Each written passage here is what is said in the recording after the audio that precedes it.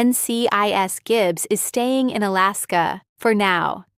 The icy waters surrounding Naktok Bay reflected a sky painted with streaks of pale orange as dawn crept across Alaska. For Leroy Jethro Gibbs, mornings had become something he genuinely appreciated again.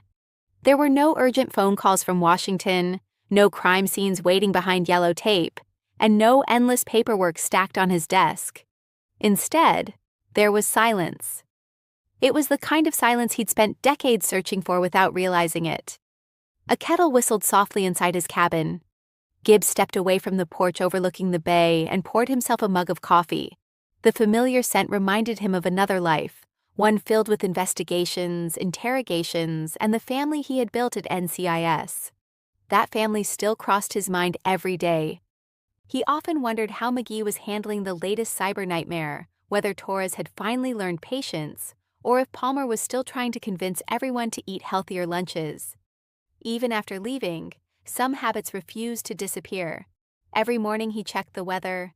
Every evening he listened to the marine radio.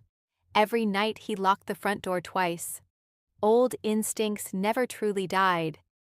Across the country, inside NCIS headquarters, the bullpen buzzed with its usual controlled chaos. Special Agent Timothy McGee studied a wall filled with photographs connected by red string. "This doesn't make sense," he muttered. Jessica Knight leaned closer. "What doesn't?" McGee tapped 3 separate victims. Different cities, different occupations, different motives. So? They all served aboard the same Navy vessel 15 years ago.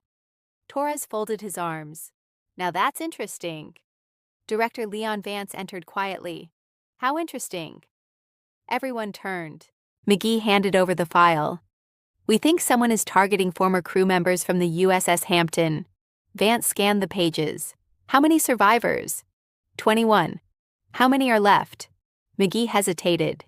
18. Silence settled across the room. 3 murders. No witnesses, no obvious suspect. Vance looked toward the conference room window. If Gibbs were here, no one answered, because everyone had been thinking the same thing. Thousands of miles away, Gibbs repaired a weathered fishing dock alongside his neighbor, Ben Larson. Ben laughed.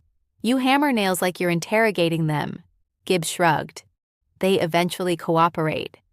Ben smiled. "Still don't talk much." "Didn't in DC either."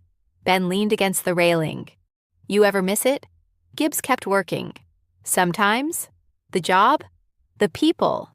Ben nodded knowingly. "You can leave a place, but it never really leaves you." For the first time that morning, Gibbs stopped swinging the hammer. Ben had unknowingly described exactly how he felt. Later that afternoon, Gibbs visited the small grocery store near the harbor.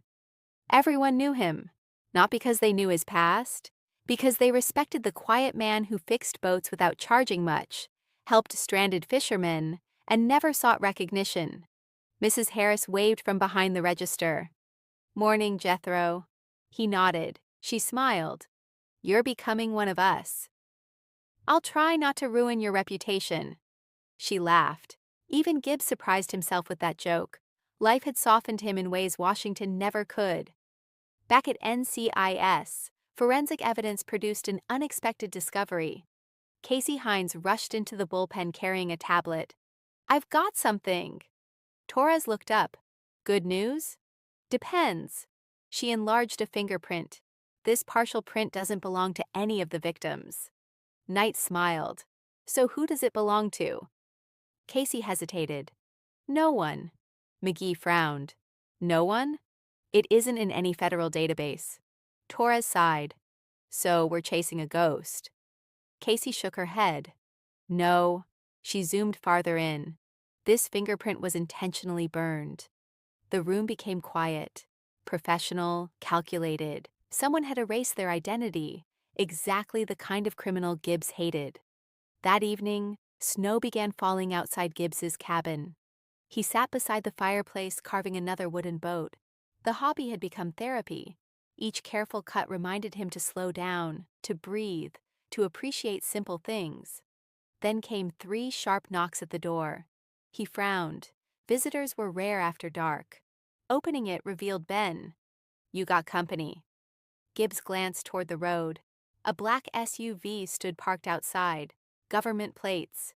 His expression hardened instantly. Ben noticed. "You know them?" "I used to." Ben quietly walked away. The SUV door opened. Director Leon Vance stepped into the falling snow. The two men stared at each other for several seconds. Neither spoke first. Finally, "You look terrible," Gibbs said. Vance smirked. "I was hoping for good to see you." "Didn't say it wasn't." Vance laughed. Some things never changed. Inside the cabin, Vance warmed his hands around fresh coffee. "I forgot how cold this place is." "You volunteered to come." "I didn't think you'd answer your phone." "I wouldn't." "I know." Gibbs sat across from him. So, what brings you to Alaska?" Vance reached into his briefcase. A thick investigation file landed on the table. "I need advice." Gibbs didn't touch it. "I retired." "I know. So ask McGee." "I did." "Knight?" "Already has ideas."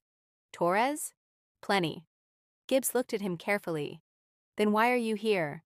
Vance sighed. "Because this case feels familiar." Gibbs finally opened the folder. His eyes narrowed almost immediately. 3 photographs. 3 victims. 1 pattern. He recognized it instantly. Military precision. Vance nodded. "Exactly." Gibbs continued flipping pages. No signatures. No messages. No witnesses. Professional surveillance. Yes. Patient. Very. Gibbs closed the folder. "You already know who's doing this." "I know what they are." "Former intelligence." "That's our best guess." Silence lingered. Then Vance asked the question he'd traveled thousands of miles to ask. "Will you come back?" Gibbs looked toward the frozen bay outside. The snow fell gently against the windows. His unfinished boat rested beside the fireplace. For years, he'd believed peace was impossible. Now he had finally found it. Leaving again wasn't just accepting another case. It meant reopening a chapter he'd fought hard to close. "I can't," Gibbs answered quietly. Vance wasn't surprised. "I figured." "But," Vance looked up, "I'll help." Over the next 2 hours, the cabin transformed into something remarkably familiar. Crime scene photographs covered the dining table, maps spread across the floor, coffee mugs accumulated by the fireplace. Vance almost smiled. "It's like being back at NCIS." "No." Gibbs adjusted a photograph. "It's quieter." Within minutes, Gibbs noticed details everyone else had overlooked. The killer isn't hunting randomly. "We thought that." "They're recreating command structure." Vance frowned. "What do you mean?" Gibbs pointed toward the victims. "Petty officer." "Lieutenant." "Commander." Vance's eyes widened. "The next target?" "Captain." Vance immediately reached for his phone. McGee. The line connected instantly.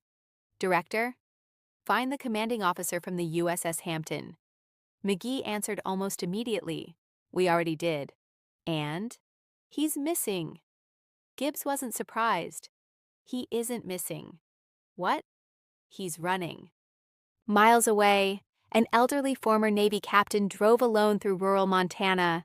He constantly checked his mirrors. He knew someone was following him. What he didn't know was that the hunter had already reached his destination. A lone figure waited inside the abandoned cabin ahead, patient, silent, watching the headlights approach through the darkness. The trap had already been set, and unless NCIS reached him first, another name would soon be crossed off the killer's carefully prepared list. Far away in Alaska, Gibbs stared at the map one last time. He had promised himself he was done chasing killers, done carrying the weight of every investigation, done sacrificing peace for duty. Yet as the fire crackled behind him, one undeniable truth settled into his mind. He might be staying in Alaska for now, but his instincts had never retired, and somewhere in the darkness, another predator was waiting to make its next move. Thank you for watching. Write what you think about it. Subscribe to the channel.